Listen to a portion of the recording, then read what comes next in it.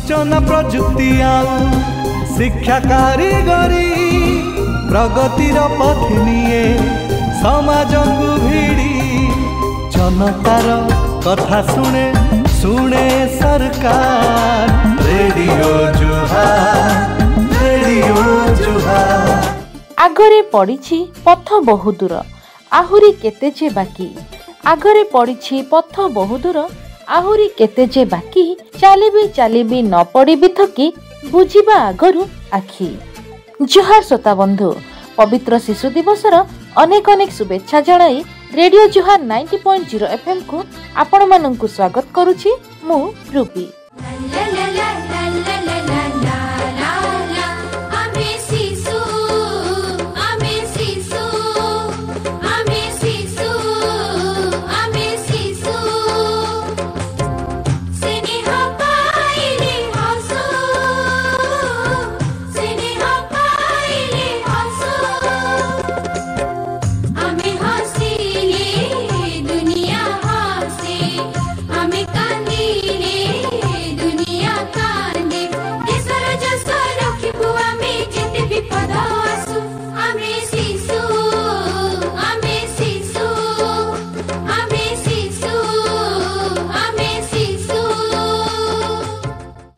सतरे एई मर्त्य मंडल रे शिशु माने स्वर्गर पारिजात पुष्प सेमानंक खिलिखिली हसरे ए धरा बुके फुटी उठे राशि राशि सुनार कदम्ब प्रकारानुकारे सेमानंक दुखरे बिलपी उठे धरा आउ तांको लुहर बैतरणी रे अकाल रे आसे बन्या ए माटीर कोळे शिशु माने हेउछंती देशर शक्ति और प्रगतिर सूत्रधार से भविष्यत रे देशर नागरिक एवं देशर कर्णधार रूपे प्रतीयमान होइथांती एणु देशर सामग्रिक विकास शिशु मानक उपरे ही निर्भर करिथाए सेथिपाई शिशु माने सुस्थ और निरोग रहिबा आवश्यक।